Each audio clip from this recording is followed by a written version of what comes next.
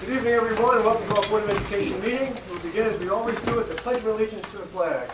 I pledge allegiance to the flag of the United States of America and to the republic for which it stands, one nation, under God, indivisible, with liberty and justice for all. It's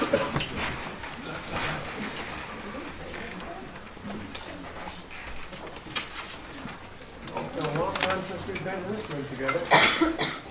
You heard about the Super Bowl, right? You don't have to cover that. All right, we'll begin as we always do with administrative remarks.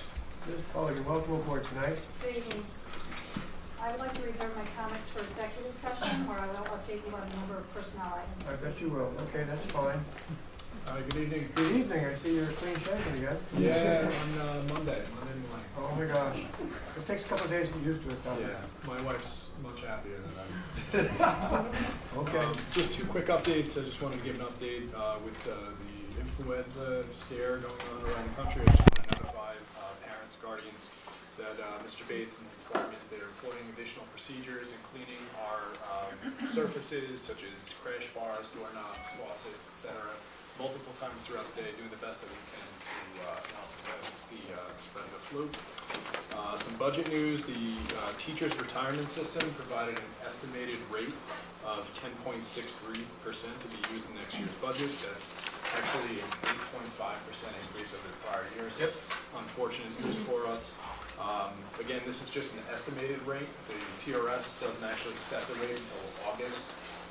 But they've always traditionally been very close to what their estimate is, so we'll use that in our budget preparation. And just the last note is that our budget presentation begin 2 weeks from tonight, February 27th. Thank you. Thank you very much, Victor. Ms. Gosh, how are you doing tonight? Very well, thank you. Okay. I have two comments this evening. The first has to do with our grades 3 through 8 math and ELA assessments. As you probably remember, the testing administration days were reduced from 3 days to 2.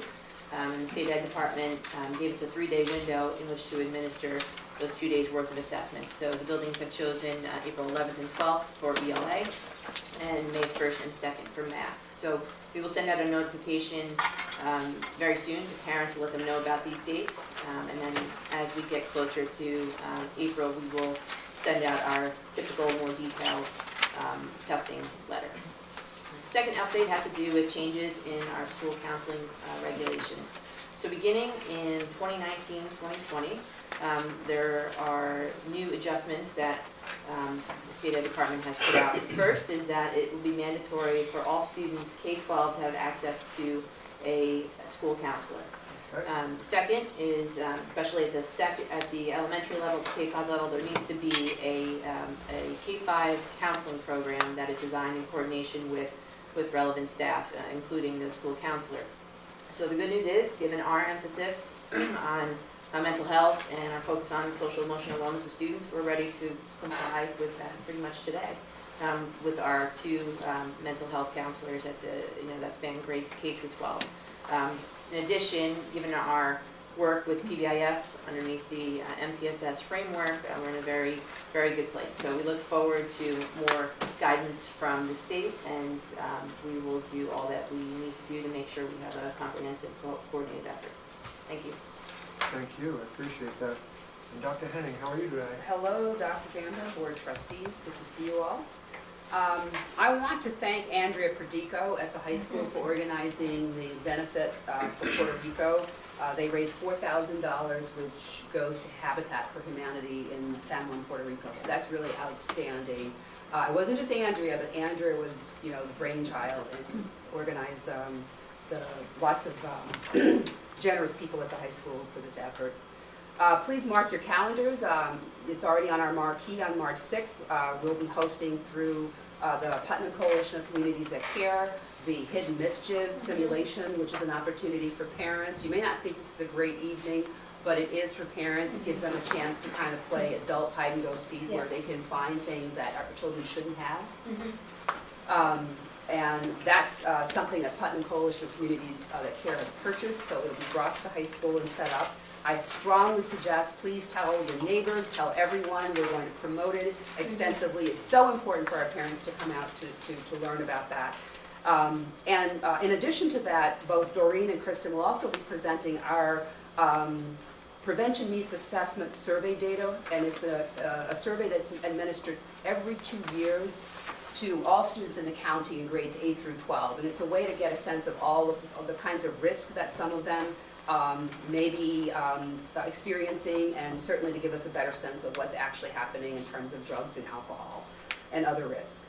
So please make sure that you plan your calendars for that. That's at 7 p.m., so hopefully it's a more convenient time to get a lot of our parents who commute to be able to attend. In addition, and this is through the generosity of the PTA, PTSA, and largely Anne-Marie Kowaleski, she was able to secure Dr. Stephen Dewey, who's a prominent speaker in the area on the dangers of vaping. And that's going to be on April 19th. Thank you, Anne-Marie. I believe it's in conflict with an event at the high school, but so it'll probably be staged at the middle school. But that, again, is a very, very important event. 7 o'clock, we'll be promoting extensively. Again, really, really important for our parents to come out and hear so that they can be aware and knowledgeable about these unfortunate things that are happening involving some of our students. And not just the students in Brewster, every colleague I speak to all over the region is talking about vaping.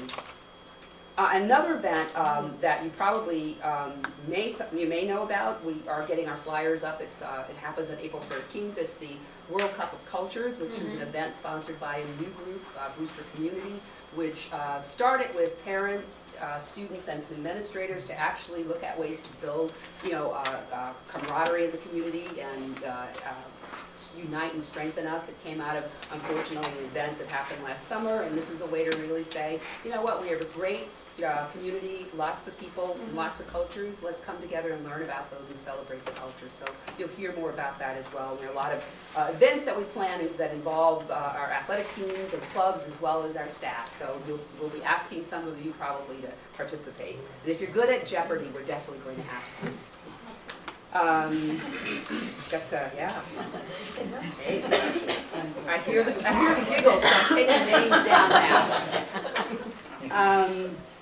And this week, starting on Thursday and Friday, we have a sort of small winter break, Thursday, Friday, Monday, Tuesday, so enjoy it, relax.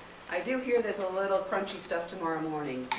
That's not me, I'm not wishing it, but there's potential precipitation. I pray that it doesn't happen. Yeah, pray that it doesn't happen. So that's it. Thank you very much. Thank you. That was brief and to the point. I'll try to be brief also. The past couple of weeks since we've met have been busy for us on the advocacy trail, beginning a couple of weeks ago down in Washington, D.C. We made it our point to get down there along with the rest of the members of West Putt. And the good news is when we walk into the room, at least Senator Schumer and Senator Gillibrand know who we are. They know what we're going to be asking for. But they're supportive too. So I will genuinely report back to you that at the national level, we've got great representation in the Senate, and certainly as well in the House. Sean Patrick Maloney is a friend of public education. He stands with us. He argues our arguments on the floor of the House.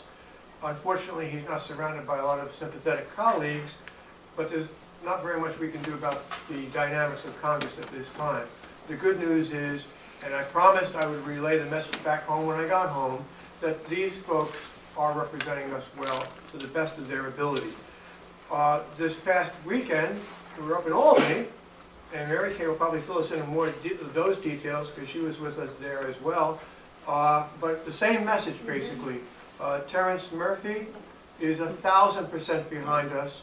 If you follow Facebook, you'll see he posted a picture of us meeting with him in his office. And it wasn't just a feel-good kind of thing where you post pictures and you go about your business. So Terrence Murphy will also be visiting our school district later on this spring, as will Kevin Byrne, who represents us in the Assembly. And you can't ask for more. Well, you can ask for more money. But the fact of the matter is, better than the money, these folks get the value and the integrity of public education. You don't feel like you're rolling a snowball uphill when you're talking to them. They understand our role in preserving the democracy here in this country, which means fair, equitable access for everyone. And of course, the funding that goes with it. Now, the bitter bad news was breakfast yesterday, which was barely digestible because there was this really obnoxious fellow who will remain anonymous, but he was from the governor's office. And he lost my vote immediately on behalf of you when he started off by saying, straight-faced, that since the beginning of the current governor's administration, he is responsible for improving state aid to the public schools to the tune of 35%. People sitting to the left and right of me heard what I really had to say, which was with the expletives. When I finally got the chance to speak, I put it in the correct speak form. But the point of the matter is, it's propaganda. It's pure propaganda.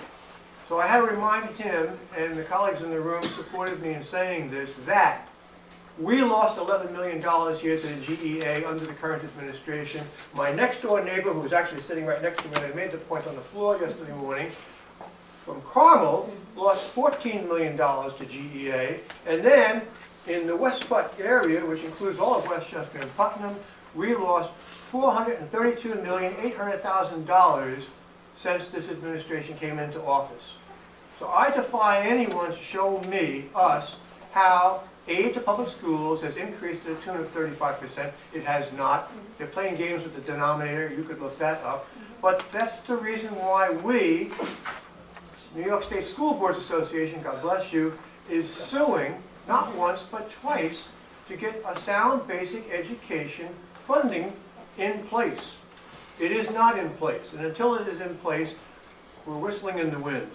But I'll leave that to the advocates that we also have in the room. PTA was there, and they were either coming in before or after us on every one of the meetings, so we're strong, we're unified, but we need to keep hounding them on this message.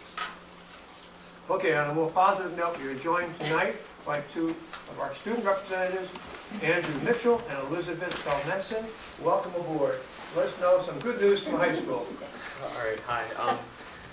So we'd like to let you know that after dislocating his elbow, senior Grant Como was told by doctors that he had a 10% chance of returning to wrestling this season. Despite this, he decided to participate in his final Section 1 tournament this past Sunday, where he earned his third sectional title. Excellent. The varsity ski team has sectionals tomorrow at Hunter Mountain. 4 or 5 team members are going, and the girls' team is favored to win. As mentioned earlier, the benefit concert for Puerto Rico took place last week, raising over $4,000. Mu Alpha Theta receives national recognition for the Mathathon in the organization's February newsletter. And leadership students are beginning their personal projects that they hope will benefit the community. Thank you, Andrew. And Demo has started contact with CD Star Administration to set a date for the spring day of service. The senior class is planning a fashion show fundraiser that will take place in May. And several members from Model UN went to the University of Alabama this past weekend for a conference, walking away with the Best Small Delegate Award. We also have a few student concerns. Students have been complaining that the boys' bathrooms are locked recently, and we think that this doesn't exactly solve the problem because nicotine is so addictive that students still are finding a way to vape at any time in school, whether it's in the hallways or even in classes. Also, I'm in the early stages of starting a mentorship program. It's just an idea right now, where I want students who just finished applying to college to help younger students in the process, because I think that a lot of the guidance counselors in the school have so many students to deal with that they can't give personalized attention to some of these students. Specifically, I want to do this for students who are interested in applying to top colleges. I think that the students who apply to elite colleges tend to be from small private schools where they can get this individualized attention, or they have parents that push them to do things like summer programs. And I would like to change that because I think we have a lot of promising students here, and I could teach them a lot, and students like me could teach them a lot. I also was able to talk about this with a former Dartmouth admissions counselor, and he said that he was interested in actually coming to Brewster and doing some workshops here to get students to apply to Dartmouth. Thank you. Good news. Wonderful. Thank you. Appreciate that. Okay. We'll move on now to a couple of presentations. The first one is an exciting program called the International Baccalaureate Feasibility Study, and Ms. Gosh and Ms. Hall will be presenting that. Thank you. So Mrs. Horler and I would like to thank you for this opportunity to discuss the IB diploma program. This is an important conversation that we've been having for several years. IB is a well-known and reputable, prestigious program, not just throughout the region or the state or the country, but of course internationally. And we feel like as a system, we're really ready to have this conversation in a more formal sense. What I think you'll see as we go through the slides and hear a little bit about IB and where we are in the process, I think you'll see a natural connection and kind of common threads and strands throughout to what we have been talking about and focusing on here for the last year and a half or 2 years, and of course is the skills outlined in our strategic coherence plan. So we hope that at the end of the presentation, you'll see that IB is another opportunity for our students to engage in authentic and rigorous coursework that prepares them for the 21st century. So a little bit about IB, if you're unaware, it's not new. It's been around for 50 years, taught in over 140 countries. They actually have 4 programs: the diploma program, which we are discussing tonight, the middle years program, and primary years program, which has the same overarching mission, but developmentally looks a little bit different. There's also a program called the Career Program that started in 2012. This is something that a lot of people who we have spoken with are not necessarily aware of, but the IB program is recognized by colleges. You can receive college credit for participating and doing well in the IB assessment, and that's recognized in over 75 countries and 2,000 universities. And the IB programs are on an upswing. You see a 40% growth over the last 5 years. So with the IB program, the portion that we're looking at the diploma program. And for the diploma program, it focuses on 6 core subjects. So it focuses on language. These students would sign up before 11th grade, so coming into their 11th grade year. It would be language, modern language, humanities, which is social studies, science, math, and then visual arts. It could be visual arts, theater, film, or music component, usually a music theory, and then there's a performing arts piece. This is a small cohort. The diploma piece is a small cohort. Most schools in the area who have IB it's under 20 students who do the full diploma program. But the piece that's important about the IB program that we're looking into, although you have to have the diploma program, is you can also sign up for individual classes. So the focus would be all the other students and the classes that it opens up for them.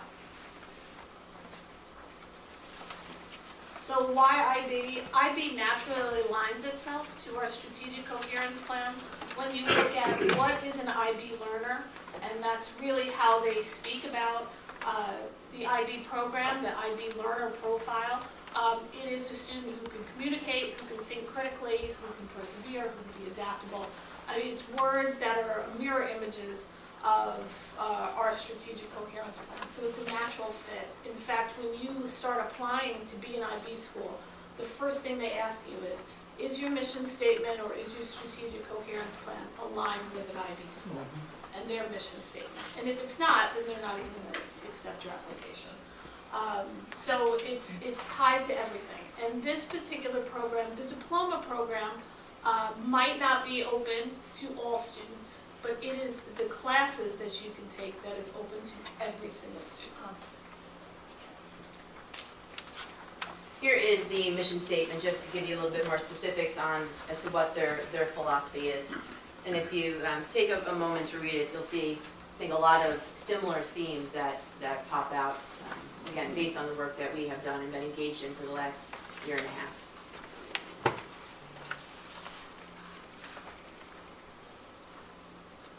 When we have been, Nikki and I have been engaged in this conversation for a while.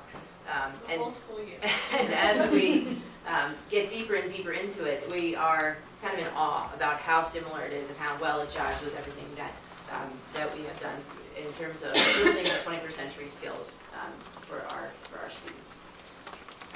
So with 21st century skills, it addresses specifically inequalities that we see across the board. It's a common thing that every school district talks about. Intercultural understanding, that's exactly what our focus has been this year. How do you understand the different cultures around you?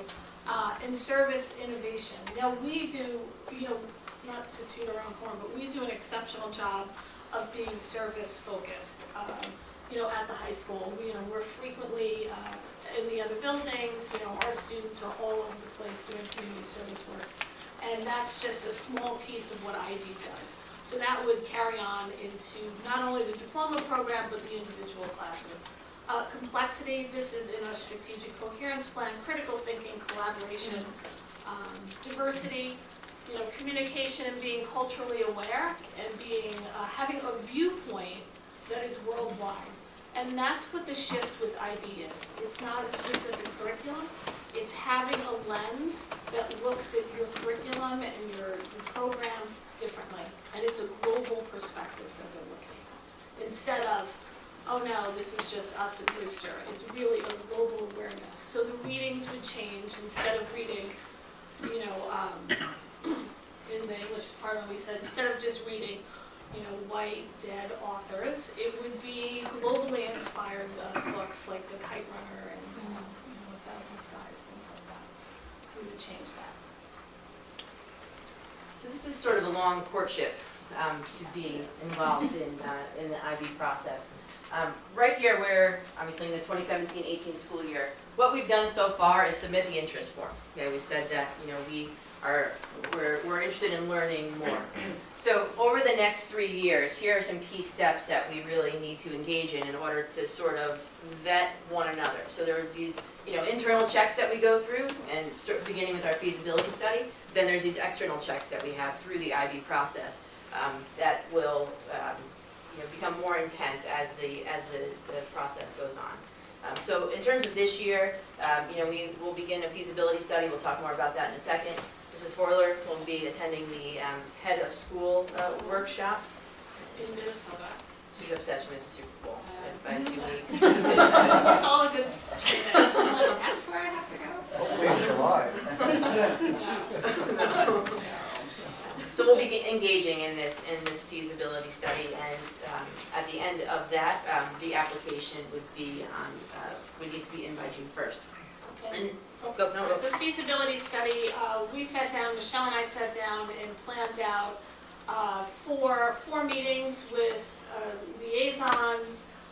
We're looking at parents, students, a large group of people to see if this is even feasible, if this is where we want to go. And to fill out your application, you have to do a feasibility study. You can't just say, oh, I like IB, we're going to do this.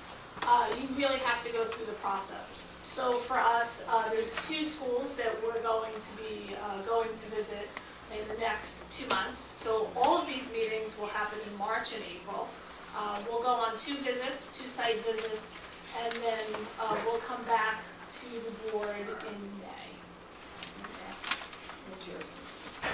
So we have the June 1st deadline to submit the application. We're notified by September 1st of the 2018-19 school year. And then as you can see, it becomes more and more intensive. We're assigned a consultant. We have about 20 hours with them. As in addition to all the other work outside of it, there's a lot of professional learning. You'll see a theme, and this is something that also sort of turned us on to this. One of the things that we love about TC, for example, is that there's embedded professional learning, right? And this is a value of IB. We know that we need to support our educators in this process, and again, it's a holistic approach, starting with Nikki going to. Right. So after untrained, if they accept our application, then we need to start developing a 5-year plan on what this looks like, and then backwards plan to see how we're going to provide professional development, who we're going to provide professional development to. Specifically, what teachers are going to start teaching IB classes in 2021. So that's when the classes would first take place. But you want to start training people, half one year, half the next year. And then from there, establish more and more in-house training. That way the whole culture changes. It's not just 12 teachers. But at the very least, we're figuring a good 12 teachers would have to be trained to start this. And there's something about the IB training, and I don't know until I go to Minnesota, but it seems like once you go for this training, your whole viewpoint on education and how you educate children changes. Every single school that we spoke to was like, IB, IB, IB. This is the greatest thing that we've ever had professional development-wise, and it is the greatest thing we've ever put into our school. And they mentioned how that pedagogy spilled over, not just for IB courses, but every course that they taught. They couldn't look at their instruction the same way. So if we look forward, if we meet all deadlines and all goes as planned, we're really looking at the current 8th grade cohort that would be juniors by the time we go for the first IB course. Okay. So Nikki and I have spent a lot of time consulting with maybe 8, 9, or 10 different local IB schools. Nikki, you want to talk a little bit about your conversations with the liaisons? Sure. Right at the beginning of the year, when this became an option, we started talking to the liaisons, and the liaisons are fairly excited about it. You know, they're sort of a mixed bag. Some of them are at the end of their careers, some of them are, you know, somewhere in the middle of the careers, and their take is, you know, we need to focus on those teachers who are in the middle of their careers, you know, who might be in a slump and stuff, and that this could change their pedagogy and really push it through that. And this could be the change that they want to see in education. So they were really excited about it. I think it took them a little while to get excited about it because it was a little confusing. You know, at first they give you like 200 pages in the manual, and it's like, okay, you know, read up on IB. So everybody got a little different take on it. But the fact that it takes so long to get to the point where we would be teaching a class seemed to make everybody very happy, that it wasn't something we were just going to jump into tomorrow. Nikki talked a little bit about the feasibility study. After this presentation tonight, we were going to send out a letter this week asking for parent representatives, students, teachers, administrators. Right. And February 22nd, we're having, because we got snowed out, we're having our 8th into 9th grade parent orientation. So we're going to bring up IB at that, and hopefully it's those parents we really want to target to be on the feasibility committee, because it's their students that will experience IB firsthand. So the ideal parent to sit on this would be someone who has an 8th grader going into 9th grade and who possibly already has a high school student who knows what's going on in the high school right now educationally, and then can see into the future and see the change. And the big question that we would look at throughout this feasibility study, throughout the 5 meetings that we have, is do our priorities align to IB's mission and learner profile? And something that we talked to the liaisons about is really a two-way street. Right. Because it is such a natural connection. We don't want to put a spoiler alert, but there are a lot of an incredible amount of similarities.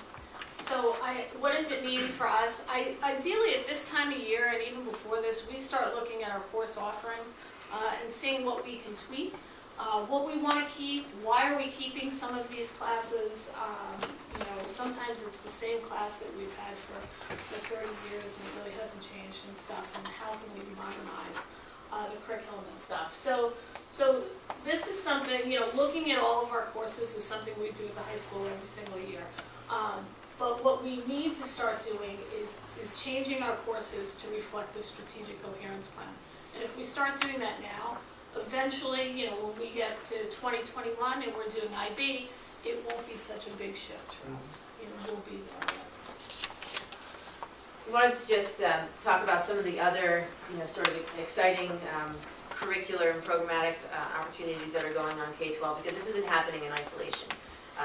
You know, something that we heard with the liaisons is there's a perception that IB is about, you know, the elite students, right? Like this is about rich getting richer.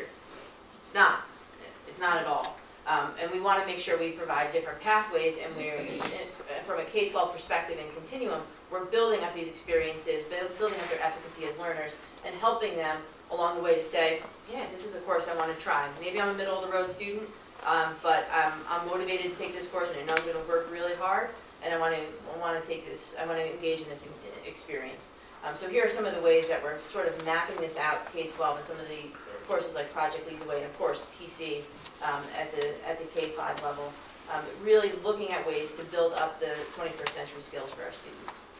And the plan is, even if we have a full IB program, is not to eliminate co-seated courses like DCC and WCC and Syracuse University or AP courses. It might be, fine-tuning some, so we don't have as many social studies, Syracuse University courses, maybe we only have 2 instead of 3, and then we offer an IB. So it's really about fine-tuning and just shifting slightly. So in conclusion, we will begin the task force within the coming weeks. We'll come back in May to update you as to the results of the feasibility study, and we will be preparing hopefully for our application for candidacy for June 1st. Good luck. You would, yes. I would too. I don't know if you know the answer, but I was just curious, do we know, because I know it's a prestigious thing to achieve and be able to offer and have, how many public high schools in New York State offer it, right? Because it's a difficult thing to get into, and I think that we can. I was just curious, like how many schools actually put themselves through the process and. Quite a number. This is not new, as Michelle and Nikki mentioned earlier. I mean, I came from a district that had IB in place going back to the late 90s. So, and a lot, if you look around, I mean, Somers, North Salem, all of these schools have this program. We were trying in previous years, but there was not as much as, we didn't have a strategic clearance plan for one thing, so there wasn't an urgency. But now it's no longer an option. I mean, as you look at report cards for districts, and there'll be different report cards.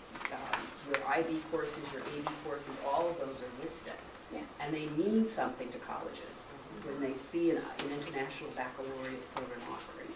So that communicates a sense of rigor and really an alignment to career and college readiness. Before, around the time that the beginning of the Common Core, IB was listed as a college and career ready program. So now that you were already, I think these are easy questions. So did I understand correctly that courses would be, IB courses would be open to all students even if they're not in the IB program? So that would mean you could have a class of 20 kids with 4 kids in the program, but the other 16 are taking that course. Okay, so that's what I thought, okay. And then once I didn't mean to jump to that. If we get accepted into this program, is there a review periodically after every 3 years, every 5 years? Do they come back and see what we're doing to make sure, okay, so what's the timeline in terms of like the review and, or eval process? We know that whatever it is? yet. No, we're not sure. We are assigned a consultant, and we're already working with someone closely who we've had many conversations with. And part of what they sort of tout is that this close connection to make sure there's fidelity to the program. So in terms of specifics, I'm not sure, but I know that mechanism is in place. Good, okay, thank you. Well, that was easy. How would a student be accepted into the diploma program? I mean, what is it based on? So this is where it would be very important to have school counselors on the feasibility study and really every step of the way, because this, just like any other course, really should be a conversation with the counselor and the parent or guardian in order to say, here are the expectations, here's how this is lining up, and what, how are you feeling about doing this sort of thing. Mm-hmm. But with our AP courses, we have open enrollment. True, we have open enrollment, but it's not for the faint of heart. Like outside of these 6 courses, you also have to take, it's 2 years, so you commit to the 2 years, 11th and 12th grade. You have to take a theory and knowledge course, which is an every other day course, and then there is a service learning component built in to the program, and then there is a 4,000 word essay that has to be completed at the end of the diploma program. So even the kids, if a child's not in the diploma program but takes those courses, is that reflected on their report cards or transcripts? It So that is. it That they're taking it, It is. In fact, it's so big at colleges. You know, I can tell you my daughter took an IB music theory course years ago when she got college credit for her theory course. And she only took the one course. Yeah. But it's one of those things that if you have the diploma program, you know, they'll give you college credits for a number of classes. They find that when you come into college, you're more than prepared for the writing ahead. The people that we spoke to in the area school said, you know, because we were worried about region scores and how would this impact, you know, if they're taking IB English 11, you know, they have to still take the regions. And they said it's not even a thought. Any kid who goes through these classes easily surpasses any the low bar of regions. And they take the IB courses, AP and the region, so they're not selecting, you know, you're not, you know, taking from one menu and not from the other, and they're pretty rigorous. And the IB consultants, they provide all of the professional development? So there is professional development all over the world. In fact, Antonio sent me something from Vienna. He's like, look at Vienna. And I was like, I think we're going to Vienna. Let's try.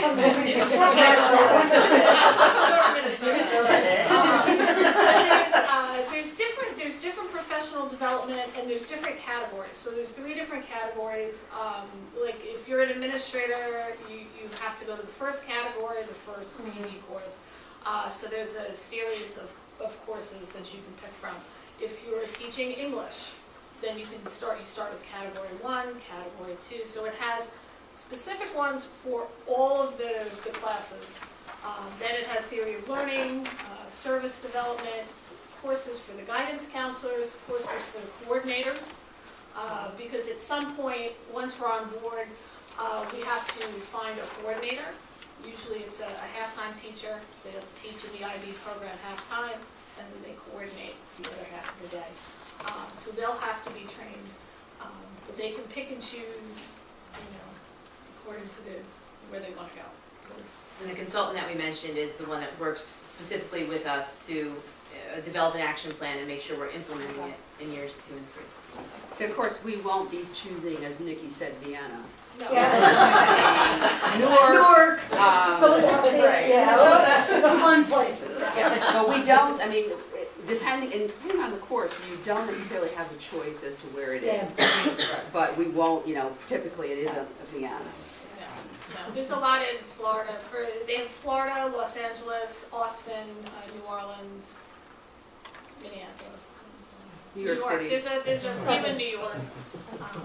Timing has to be right. So for us, for me to even complete the application, the head of school has to go to a training before the application's done. So the only one is here in Minnesota, so that's why. Have fun. Thank you very much. Thank you, thank you very much. Thank you.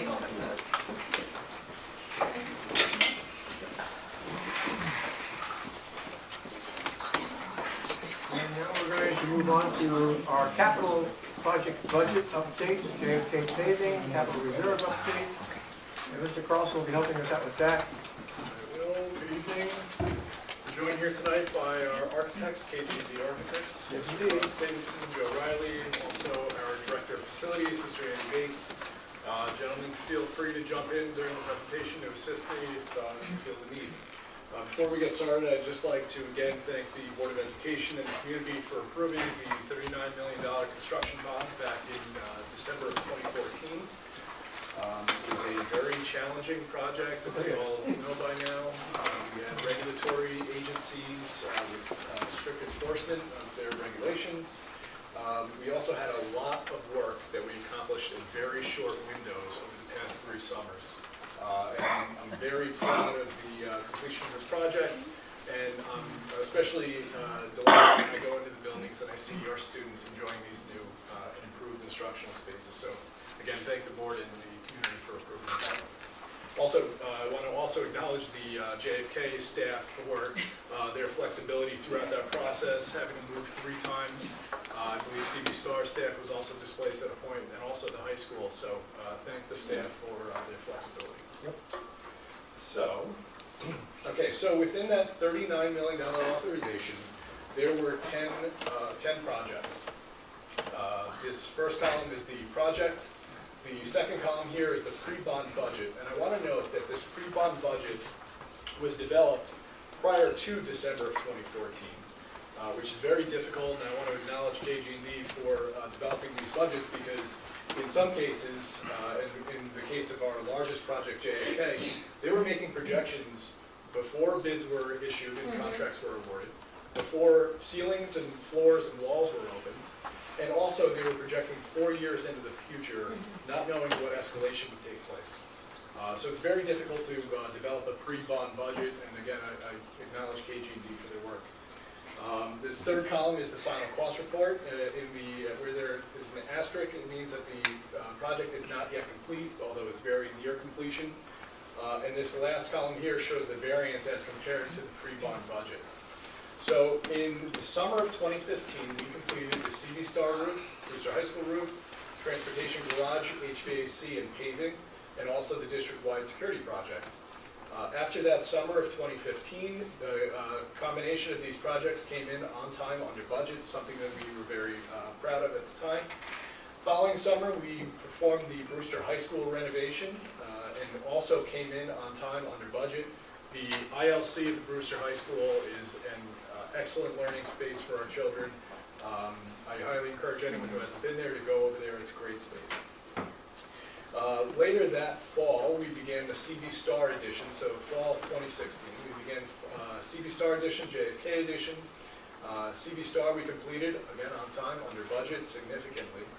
JFK edition, which was the largest part of the project, came in over budget, and there's a reason for that, which I'll get to in the next slide.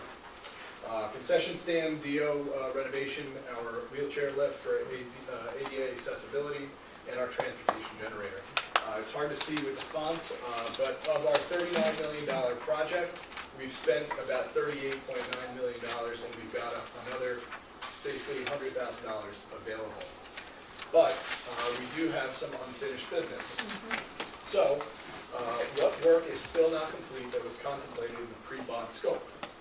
We wanted to pave at JFK. We wanted to install a turnaround circle nearest the Turf Field, and we also wanted to expand the student drop-off area in front of the school building.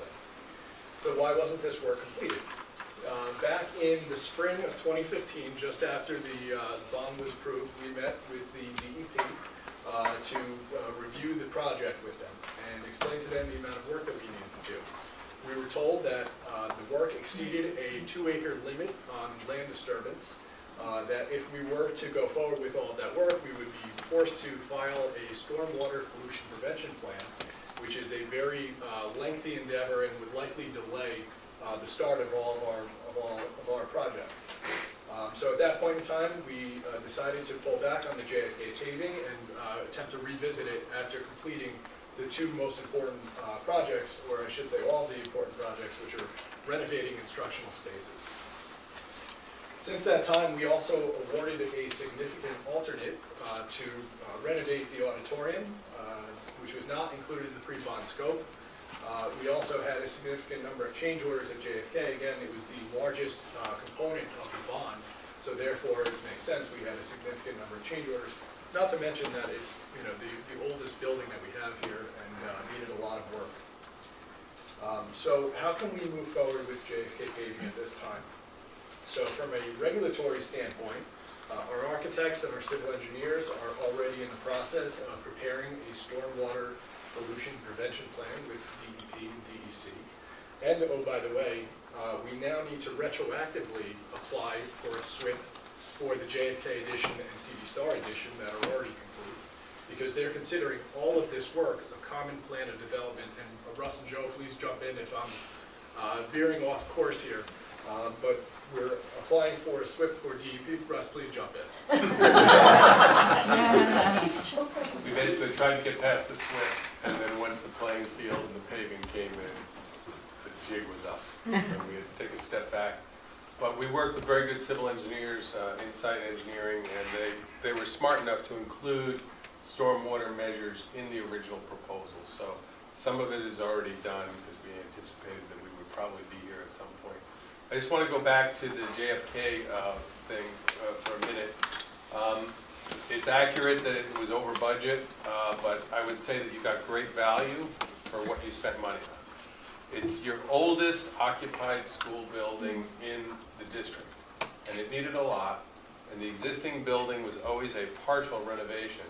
So we found more things that needed to be done, and they had to be done, and they had to be done very quickly, which cost a little more than doing them slowly, but the real goal there is that you got a lot of value for your money, including the whole renovation of the auditorium. As you may remember, the original plan was to put the library where the auditorium was, and you wouldn't have an auditorium anymore because it would be that Discovery Idea Room. And then during design, we said, well, they kind of want both. And we tried to accommodate it for everybody, and it ended up being awarded as an alternate. So had you not done the auditorium, you would have your paving. So it was you got something different. You still got a lot. And we're looking forward to helping you get through with the paving and the playing fields and the stormwater plan. Thank you. Let's see. Oh, one other thing to mention with our visit to DEP. We also, after meeting with DEP, we were forced to redesign the CB Star edition because it encroached on Russ. Apparently, the new edition encroached where your last edition didn't encroach, or they didn't notice. So if anybody ever goes to the CB Star edition and you walk out there and you look to the left and you see a little alley, that's the DEP alley. We had to push the addition and move a classroom around and redesign it. I wish I could say there was a lot of logic and science behind these regulations, but there's not. So from a regulatory standpoint, the wheels are already in motion. Our civil engineers, Insight Engineering, along with KG&B, they're preparing the SWIP for DEP DEC approval. From a financial standpoint, we have about $100,000 left over in the project bond. So we can accomplish the JFK paving by using a one-time transfer in for the general fund using unassigned fund balance. Again, this would be no additional cost to the taxpayers. It would be a one-time expense using a one-time allocation of our accumulated savings, our unassigned fund balance. And we'll discuss that in further detail in the following budget presentations. So, what else was contemplated if funds were available after the pre-bond scope? So back in the spring of 2016, we were just coming off the renovation of Brewster High School and all the prior projects. And we were doing, as you saw in an earlier slide, we were doing significantly well as compared to our pre-bond budget. So we began to explore other needs around the district. One of which was the replacement of the Brewster High School elevator, which you'll see in a few slides is extremely old. That cost about $250,000. Also, we wanted to look into installing air conditioning at JFK. It's our only building that doesn't have air conditioning at this time. And this is our smallest population of youngsters, so we wanted to look into that. How can we fund these projects and future projects, given the fact that, again, we have limited funds left over from the capital project budget? How can we move forward? We can move forward by establishing a capital reserve. And a capital reserve, I'm going to read this verbatim, this is the education law. It's used to pay the cost of any object or purpose for which bonds may be issued. The creation of capital reserve requires authorization by a majority of the voters establishing its purpose, amount, probable term, and funding source. An expenditure made from the reserve, may be made from the reserve only for a specific purpose further authorized by the voters. So what does that mean? That means that there are a minimum of 2 votes to establish a capital reserve. 1 vote to fund it, and in funding it, you're establishing the purpose, the amount, term, and funding source. And then either 2 or more votes are required each time you want to draw down from that reserve. So if you have a number of projects that you're going to be drawing down from that reserve. Each time you go to draw down on those funds, you need to request authorization from the voters. The funding amount is cumulative, meaning you can't fund, for example, a $5 million reserve. You couldn't fund it for $4 million, draw down 2, fund another 3, draw down 1, fund another 1. It's cumulative. So once you hit that $5 million in terms of contributions, you've reached your limit. At the end of the term, if there are any remaining funds that are unspent, they must be returned to the general fund. So what are the benefits of a capital reserve?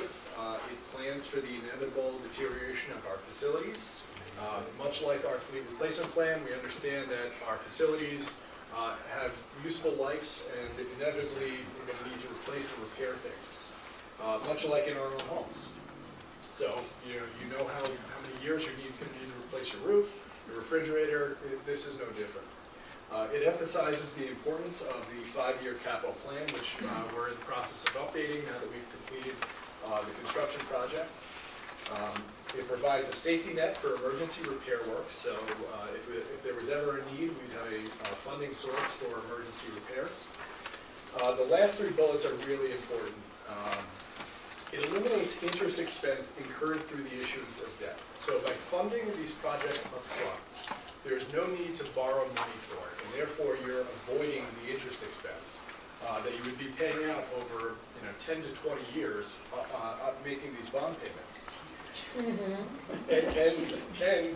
in addition to that, it's actually a double benefit, because not only do you avoid the debt and the interest expense, you're still benefiting from that same revenue stream that you created through building aid. So you've now created a revenue stream without the associated expense. It's at no additional cost to the taxpayers, because we would be using our unassigned fund balance, which is our savings account, and just shifting it from unassigned into capital reserve. So here's a few examples of some of the capital improvements that we can anticipate over the next 10 years. I want to stress that this is not an exhaustive list. There are other items that are not up here. These are just examples to show the tangible items. And again, these are not glamorous items, but these are necessities of certain things, types of things that we would need. Boilers, roofs, JFK HVAC we just discussed, paving district-wide, Brewster High School elevator, the turf field, track resurfacing, tennis courts. And with just these 8 items, the cost of all of these improvements would be $6.6 million. And this is really just an example of the types of things that we would need to improve over the next 10 years. There are other things that we can expect to need to replace, within 11 to 15 years and 15 to 20 years. So I just wanted to show an example of those items likely coming due over the next 10 years. So how are we going to pay for all this? It's a lot of money, right? We need to prioritize.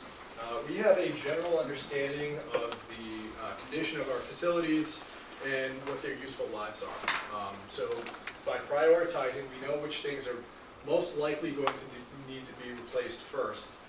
And obviously we would want to pay close attention to those items. We need to take a long view approach at these things and have a long-range financial and capital plan. Again, we're looking with our architects and updating our 5-year capital plan that basically prioritizes all of the things that we'll need to replace over the next 5 years, 10 years, 15, 20, etc. And we could also fund all of these things through future capital reserves. There can be more than one, and they can overlap. So an example would be a capital reserve set up to tackle those items that are going to be due within the next 10 years. And then you may establish a second capital reserve, taking a longer view approach of those items that may need to be replaced over the next, say, 10 to 20 years. So here's a list of some of the other school districts in our area that have established a capital reserve. I just wanted to show the range that's out there, and maybe Russ could share his experiences with some of his clients. But you see, there's a range in amounts. North Salem, a smaller school district, has a $1.5 million reserve. Lakeland is a very large district, has a $20 million reserve. The terms look like they vary between 7 years and 10 years. And the purposes are, in some cases, very broad district-wide improvements or very focused, such as turf field replacements. So I just want to give an example of other districts in the area to show how they use their capital reserves. So we're seeing this as a more and more common approach to dealing with capital, especially as bond referendums become increasingly challenging to get through. It also makes sense to keep after it. You said avoid the inevitable deterioration. I would put it as preserve the excellent facilities that you've invested in. And you've invested well. But the question comes up a lot, how much is too much to spend on your buildings? And there's not a lot out there, but there is one ratio called maintenance cost divided by estimated replacement value. And that you look to spend between 2 and 5%. So you have almost 450,000 square feet of building on this campus. So that's $180 million, round numbers, replacement value. So you really got to think that your job is to preserve $180 million of real property assets. And 2% of that is $3.6 million a year. 5% of that is $9 million a year. You're ahead of the game because you've done excellent major work, but it doesn't mean that you should stop. And so I think that all the numbers that Victor's putting up are very realistic. And maintenance starts the day after you open a new facility. You don't get a holiday. Andy knows that. And a lot of your buildings were renovated. We did not replace, and they're not brand new buildings. So you really do need to keep after it. And capital reserve is a good way to do it. We see it happening all over the place. We're doing a master plan right now for the Greenwich Public Schools, and they need to spend between $18 and $50 million a year to keep up their $1 billion worth of schools. So it's a very common approach. And by the way, they're further behind than you, by far. So with that, here are some questions that we need to consider. Purpose, should the focus be narrow or broad? You saw, I believe it was Somers has a narrow focus. They're using their capital reserve for turf field replacements over 7 years. More broad, I believe, Lakeland as district-wide improvements for their purpose. The amount, should it be more or less? You see, again, Lakeland on the larger end, $20 million. North Salem on the smaller end, 1.5. The term, how long should it remain open? Somers had a 7-year term. I believe their focus was narrow, just turf field replacements. Katona had a 20-year term. And then the funding source in our case would be unassigned fund balance, again, using our accumulated savings at no additional cost to the taxpayer.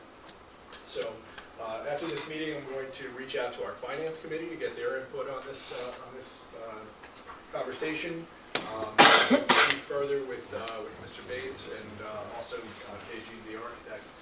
If the Board of Ed has any input at this time, I'd be happy to have a discussion. But we could again reconvene at the February 27th Board of Ed meeting, discuss it further after we have a chance to review these considerations. And if the board is inclined, on March 13th, we can put a resolution for approval of this proposition to be placed before the voters in the district on May 15th. Quick question. I think I know the answer, but just walk me through this. This would eliminate, or in some respects, having to go out for a bond to get money to fix some things. Yes. Considering, while it is a proposal, the governor's proposed expense-based aid, money that he gives us on work that we've done, the proposal of a 2% cap after a few years, I think it's the 2020 school year, this would help us better manage funds so we don't have to put it on the taxpayers if the governor does move forward and cap aid that we could get on buildings. Definitely. Okay. Definitely. So again, going back to the benefits of the capital reserve, we're eliminating the debt. We will not have to borrow to fund these projects. So we're pre-funding them in order to save in the long term because we're avoiding that interest expense. but we're still receiving the building aid revenue, whether it's reduced in future years or not. We would not have the associated debt. Right. So we're hopeful, though, that Doesn't proposal does not go through, because that would be very damaging for many, many school districts. And what the citizen's referring to is a governor proposal on capping expense-based aids, one of which is building aid.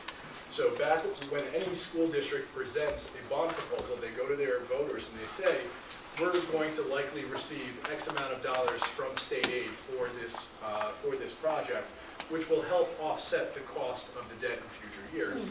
And then they'll present a net of that building aid and say, here's what the cost would be to a typical homeowner. Right. If the governor were to get that proposal, that would then change the game. And the promise that we made in the past would not be the reality of the future through no fault of ours, but through changing this legislation. So it's very, very dangerous for them to consider that. So your advocacy is very important. So important dates to remember. This actually isn't a budget presentation, but it kind of is. So the next few board meetings or budget presentations are February 27th, where we'll discuss our fixed costs and revenues, and also proposition number 2, and now proposition number 3. March 13th, instruction, general support, and employee benefits.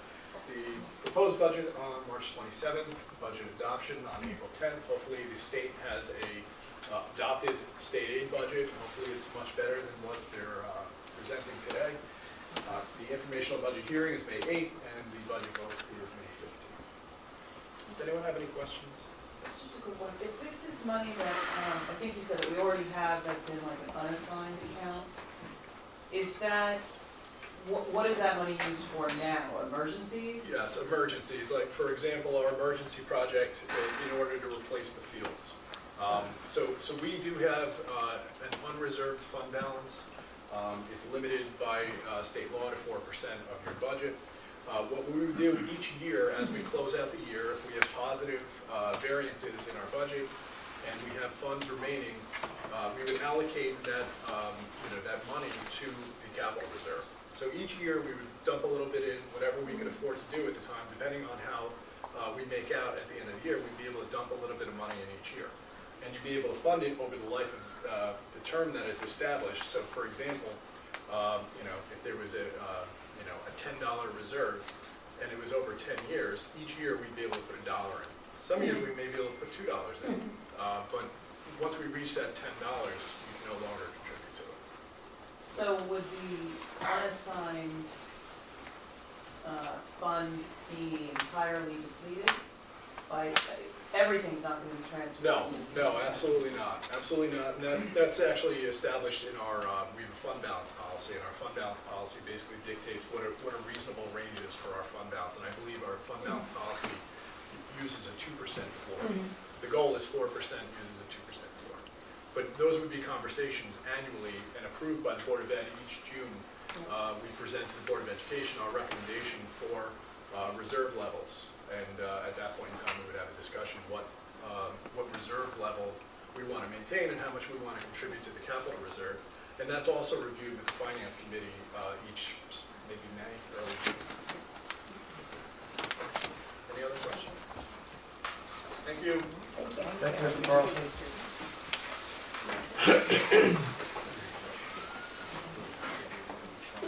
Thank you for your support, KG&D, as always.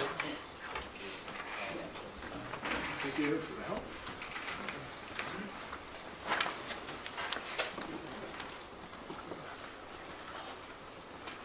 We're not waiting on you, but we are waiting on you. He's drinking water. Chop, chop, Victor. Have you taken a look at these actions? We were a footnote to about 3 or 4 of them. Okay, without further ado, we move on to action items. And the approval of, the first one is the SEIU MOA, and that would be Ms. Culligan? Yes. Okay, great. As we discussed in our last executive session, this MOA extends the SEIU contract through June 30th, 2021. Sounds good. We'll take a motion, please, for your consideration of this first action item. Thank you, Ms. O'Brien. Ms. Masika, Questions or comments from the board?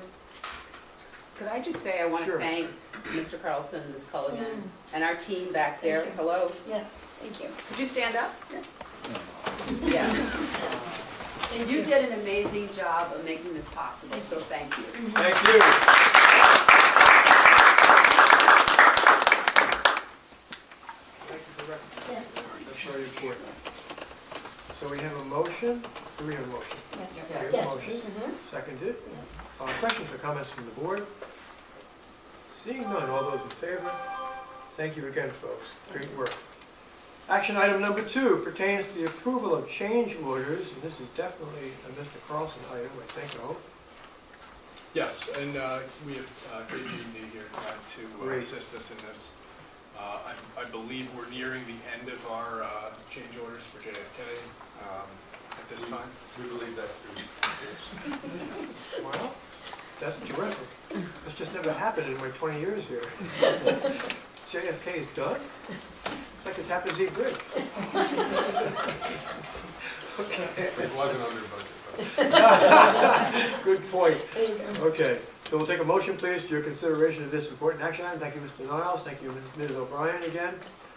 Questions or comments from the board? Seeing none, all those in favor?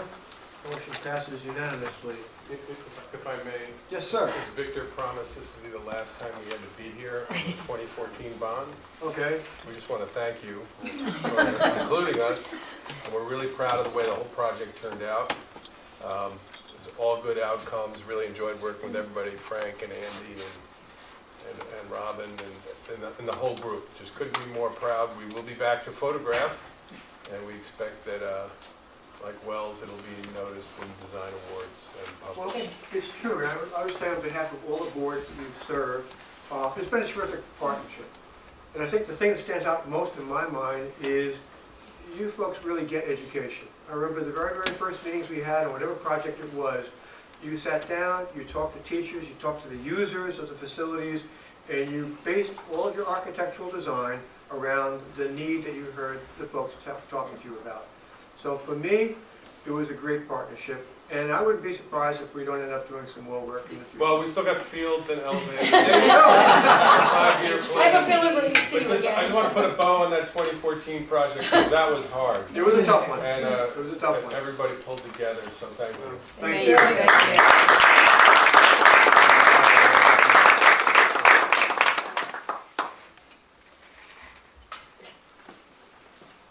So I think we've done that motion. Yes, we're done. Yeah. Number 3. It's really tough getting old. Action item number 3, the approval of the intermunicipal agreements. You see them listed there. And these are pretty usual for us, so I'll ask Mr. Carlson. Yes, one of these agreements is something one of our student representatives mentioned earlier, a ski trip to, I believe it's Hunter Mountain, where Yep. we share transportation with Carmel schools and Paulding schools. We do that on a rotational basis, and it's our year, it's our turn. Also, I want to thank and acknowledge the town of Southeast for the facilities use agreement, allowing us to use their baseball and softball fields. Specifically, I'd like to thank Supervisor Tony Hay, Levon Berdosian, Patty Borman, and Kathy Chadina. Right, and it needs to be noted too, because the State Education Department is always encouraging us to enter into these kinds of agreements, that we are following suit Absolutely. where we can. We'll take a motion, please, for your consideration of these important agreements. I'm looking to the left over here. I have my trusty duo. So If you here- call us back, Robin, no. Oh, well, okay. So, questions or comments from the board, please? Seeing none, all those in favor? It passes unanimously. Action item number 4 concerns the approval of agreement for neuropsychological evaluations. And I guess, I'll take that. you'll take that one. Yeah, Okay, go ahead. a need has arisen for one of our students specifically requiring this evaluation. Okay, so is it usual for the board to be asked to weigh in on something like this? On the services, Yeah, it's a contract. oh, it's a contract, With okay. with a vendor, yes. Okay, Or I should say a consultant. and this is IEP driven? Yes, Ms. Kennedy? Yes, it is. Okay, that's the most important thing. That, for everybody else's information, that's the due process to coming to that kind of decision making. So the board here is really just giving its approval to a process that you have in place. Okay, so we'll take a motion, please, from the board. Thank you, Ms. Nielsen. Thank you, Mr. Niles. Let's get back and forth. Terry, I'm waiting on you yet still. Takes a lot with that. Okay. Questions or comments from the board? Seeing none, all those in favor? Motion passes unanimously. Action item number 5 is the approval of the policies. Ms. Gosh. Yes, thank you. These policies have been reviewed by legal counsel and vetted by our policy committee. And I would also like to note that one of the regulations attached for a first read is Regulation 5310, suspension of students. We cleaned up some language Terrific. around the appeals process. Terrific. We were looking forward to that. Great. Okay, so we'll take a motion, please, in a second. Thank you again, Kristen. Seconded by Ms. O'Brien. Questions or comments from the board? Seeing none, all those in favor? The motion passes 7-0. Last but not least, concerns the approval of the 2018-2019 school calendar. Ms. Hussey, you've had a chance to review this? That's good. It's a long history there. Okay, a motion please from the board, and a second. Thank you again, Mary Kay. I got Kerry on this one here, thank you, Kerry. Questions or comments from the board? Seeing none, all those in favor, the motion passes 7-0. And now in from right field, Steve, I'd like to make a motion okay, to amend the agenda for the action items okay, and add 2 action items regarding student appeals. okay. So I'm making the motion, I need a second. And is there anything else that we have to do? I think first we need to amend that, and then, so. Okay, so first we're going to amend to have 2 new action items considered as part of your action item agenda. And Mary Kay, you're seconding that Or motion? Okay, fine, okay. We won't find. Fine. Okay, so first the board needs to ask questions or comments about that? We're just amending it now. Just amending it? Are you amending okay it. with that? Okay. All those in favor? So that is passed. Then what's your second motion? My second motion is if we can just take a brief recess to adjourn into executive session, just Okay. to, for a few minutes, review that and then come back in to take an action on that one. Fine, so And there'll then be, invite, I think, Valerie as well. to come into the brief exec, okay, fine, where no decision will be made, but we will be coming back. Correct. Got it. I need a motion for that, please. Ms. Allison. She made a motion, Okay, so she fine. seconded. All those in favor? 7-0. This is a unique opportunity. Okay, brilliant. So just for here. Welcome back, everyone. We survived this. That's horrible. So we're now back in regular session. No decision was made in the exec. The decision will be made now, hopefully, one way or the other. And you, Ms. Nasika, will be introducing a pair of action items. Yes, so the first, well, number 7, I suppose, action item will read as follows. Be it resolved that the Board of Education of the Brewster Central School District modifies the decision of the superintendent of schools following a superintendent hearing held in accordance with section 3214 of the Newark Education Law with regard to the appeal brought on behalf of student number 2-13-18-1, and further authorizes the president to inform the parents of student number 2-13-18-1 of its decision. Thank you. Well done. I have a motion. I need a seconder, please. Ms. O'Brien, I appreciate that. Questions or comments from the board? Seeing none, all those in favor, the motion is adopted. Second motion. You need the same thing, I apologize. That's okay. Changing the numbers.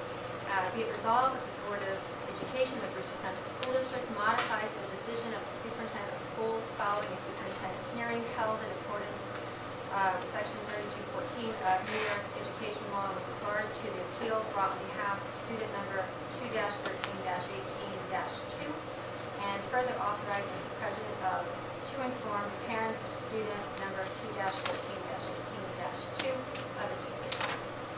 Thank you very much. So we have the motion. We need a seconder, please. Ms. Nielsen, I saw your hand first. Questions or comments from the board? Seeing none, all those in favor? The motion is passed 7-0. Thank you for your work on that. We resume now with your consideration of our regular agenda, which is inclusive of consent agenda. Have that in your packets. Take a motion, please, for that. Thank you, Ms. Nielsen. Thank you, Ms. Masika. Questions or comments from the board? Seeing none, all those in favor, the motion passes 7-0. And now, coming around the corner, for remarks, board remarks first, please. Well, Steve, if you don't mind, I'll jump in and piggyback off of your Go for initial it. remarks on, you were in Washington was it a few weeks ago, whenever, and then this past weekend we were in Albany. And a couple things that were interesting, the commissioner on the first day was discussing with the board members and superintendents and other people in the audience what's going on at SED, and I found she was very excited when you mentioned the 2-day testing. She's very, very excited about that. Right. And the commissioner or their office is going to send out bullet points of things that we as a district can send so that people are aware of what's going on. She also mentioned, I guess, a construction review process, and we've talked about that often, that waiting for plans to be reviewed. Apparently, districts would get their plans up to SED for review just to get their number in line, so to pull their ticket, but they weren't ready. So this is what she was saying was delaying the process was once someone had their space in line, the SED would say, well, your plan's not ready. They would then have to spend all their time helping that district get their plans ready. So they've eliminated that you can't even get in line unless everything's ready. So she has, I say promise, it was a loose promise, but hopefully, they're hoping that this will get things moving with construction. Something that was also brought up on the governor's proposal, the proposed budget, there were a few things that were very, I don't want to say sensational, but he was looking for, we'll say news coverage, for lack of a better word. Okay. You heard the commentary that morning, how he's raised aid to schools by 35%. Another one is something, he buried it a little bit, but he made a point of saying, we as a state, we have to stop shaming students who aren't getting, who can't get their lunches. There'll be no shaming of students who don't qualify for free reduced lunch. And no one in New York State shames students. This is something that happened, I think, in another country.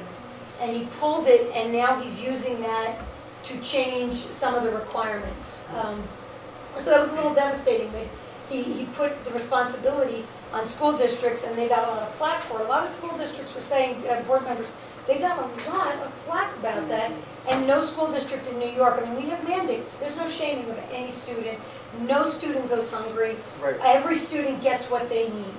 And we worry about what the financial stuff is afterwards. Every student gets something. So it was a little disheartening that that's what he brought up. The other things, we talked about expense-based aid. That was on everyone's lips that, the cap funded. We go and do what we're supposed to do. And then for the state to say, well, we're going to cap your reimbursable aid is just tying our hands in something as simple as BOCES. So we share services. Everyone's talking about shared services, and BOCES is how we share services. It's a great way to share services in the state.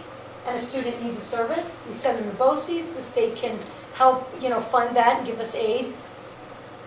But once we get to past that mark, they'll stop the aid. But the student still needs aid. The student still needs help.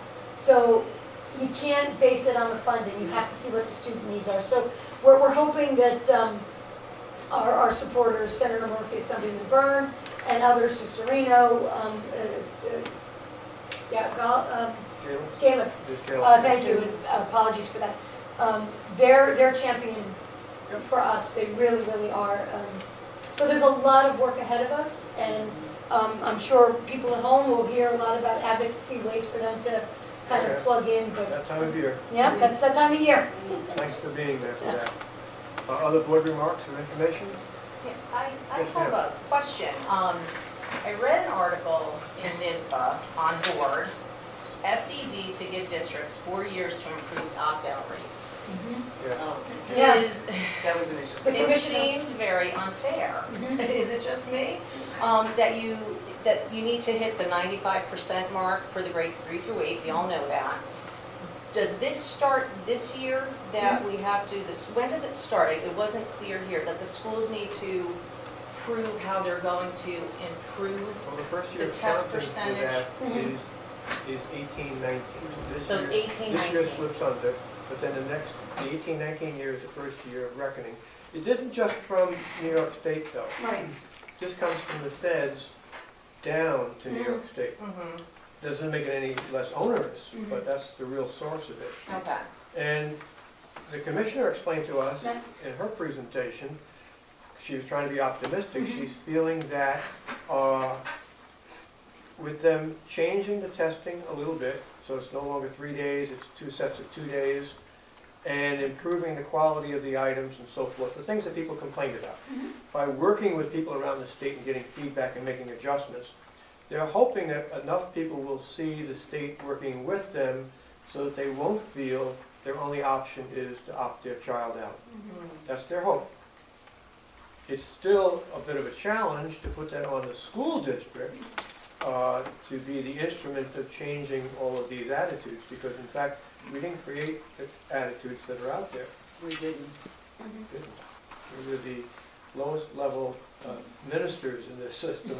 Yeah, yeah, and I think that's my point. I just to parents out there who choose to opt out, and those who choose to have their kids take the test. This is something that this is happening to us. This is not something that we are choosing Right. to do. I think that's that's the point of it.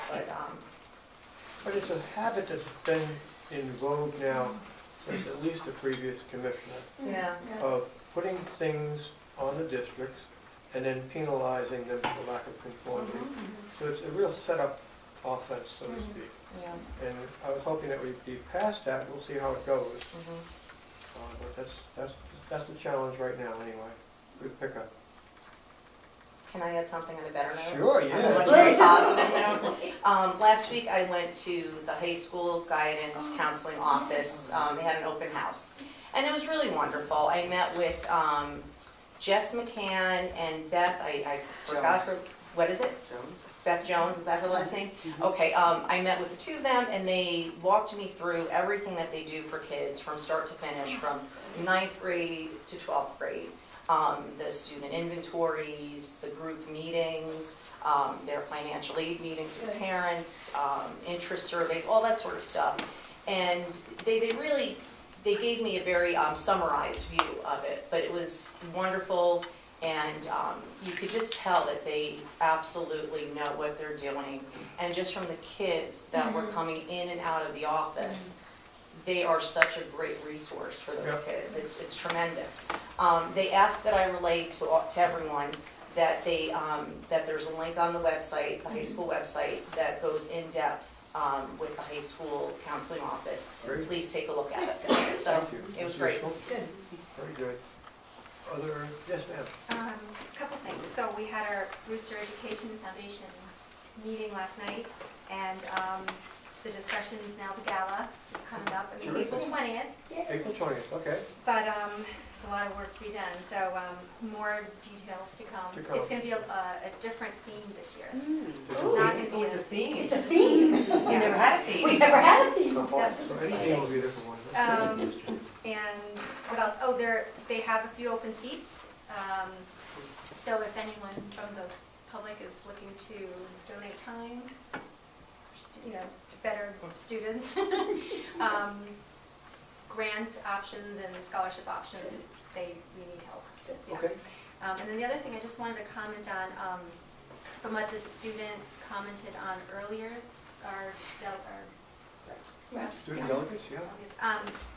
Just as a follow-up, I mean, there was a comment about, we'll have to have, I guess, more discussions on solutions, so they mentioned boys' bathrooms being locked or something, so we'll have to just check into what that was about. And then I thought what a great idea, to talking about the guidance department and wanting to mentor, they really do a great job over there. They So, do. Thank you. Critical. Well, the other Yes, thing ma'am. is our Project Lead the Way little Yes, tour that we went on, which was amazing Oh. and inspiring. great. I actually asked the students themselves, you know, as they're explaining, and they're like, here, try this, and they're so excited and so into it. And I asked them, I said, well, you know, do you like learning this way? And every single one of them were like, this is my favorite. I had one girl that told me, well, next to lunch, this is my favorite. But, you know what, that's great. That's okay. But you know what? They all were engaged and collaborative with each other, and it just was so nice to see all the work. Well, they became like our teachers, you know? Yeah, because it was like, no, you know, trying to learn to work the remote, and it's like, no, you don't do it that way, and it just was, it was nice to see them really working together, teaching and learning for themselves, and just the direction that they're going, and the brilliance in what they're doing. It's just amazing how they're working through and really thinking outside the box and all, you know, it just was a wonderful, wonderful experience. Thank you very much for inviting us, and next time you guys have to come. Yeah. It's a lot of fun. Another, as we said. It's a lot of Find fun. another date between It's- now and June to go. You have to see this. Very informative. And Diane, before we forget, just like we were gonna forget. Yeah. Good. Our next board meeting, and I don't know if I misread, you know, I am away, I know Mary Kay's away. February 27th is our next board meeting. Do we have a quorum? And I'm away. Okay. She's So- away. So do we have a confirmed? The other four, are you for sure? Yeah, I'm in. 27? Yeah. Because I'm here. here's what the question. Well, depends on what I'm it is. reachable, so if we need to, remember we talked, that the rule is you have to put a notice out where I am. All right. So if there's an issue, and even if you want to do it just in Video case, to video conference, do we need to plan this, or do we have confirmed quorum? Or do you want to plan it anyway? Okay. I'm here. I'll be here. So there's your No, quorum, I so ju- you I guys, just- you're. I just wanted to make sure, because I think we have 4 people. okay, Yeah, so, okay, it's good. we were just talking Anything about it earlier, changes, so I let us just. know. Yeah, if anything changes quickly, because I don't know what the rule She's is in reachable, terms of but I'm notice, not. but we have to give notice to where I am in public. So I don't know how long notice you have to give up. Well, we'll work it out. 48 hours. 48 hours, so we're good. All right, so We'll figure it out. so just figure that. Okay, good. Okay. Okay. I will say one more thing, I'm sorry. Sure, yeah. The legislative forum on the 26th, I have committed to, but, there's a but to it. I might, I'm not gonna know until I get closer to the date. I might have a conflict that will be very important, and that will take precedence. Okay. That being said, if someone else was Yeah, available I'm to go scheduled as to be well. there You're anyway. gonna be there? Okay. Okay, I mean, I would like to go, so I'm gonna try to. Okay, fair enough. Okay. So I think that's right. this is important. We forgot to mention before with regard to the settlement of the SEIU contract. 2 very important names who helped us be successful, and that would be Anne Marie Chalmers and Artie Campbell. Yeah. Sorry we missed them on the first go-around, but please, send them Yes. our regards and our Thank you. appreciation for their work. Mhm. Thank you. Thank you. And last but not least, public remarks and information. The floor is yours, ladies and gentlemen. Ms. Hussey, how are you? Good, thanks. How are you? Always good. First, I want to mention that at the middle school a couple of weeks ago, they invited Drug Crisis in Our Backyard. Sue Salamoni. I don't know if anybody knows. It's a group out of Mayapack. It's 2 Okay. families that both lost their young adults to heroin, and they came in and did a fabulous presentation. They went from A to Z, from vaping, how it starts there. Yeah. Then Very they had a speaker who had gone through, to speak to the kids, and the kids were very attentive. I just was very impressed with that whole presentation. And the other thing I'd like to say is, like, watching, listening to all the good things that our high school kids are doing. I would focus more on the positive, because most of them are positive. Some of them will make bad decisions. It happens everywhere. But those kids that did that leadership, the Democratic Congress, I was so impressed with that. I didn't get a chance to mention it. Those kids, I pray someday, will be in office and will be ruling the world, because they're amazing. If kids ruled the world now, we'd be in a lot better place. Thank you, Ms. Hussey. Well- Always appreciate your support. Other comments from the public? Seeing none, I think we have another motion coming in from right field. That's where you hang out. Yes. I know that we have I'd like to make a motion to adjourn to executive session. Personnel and evaluations. Yes, personnel and then our New Year review. Okay, sounds good. I got a motion, I got a second from Ms. O'Brien, always. All those in favor, we're off to take care of some business. Have a great night, folks.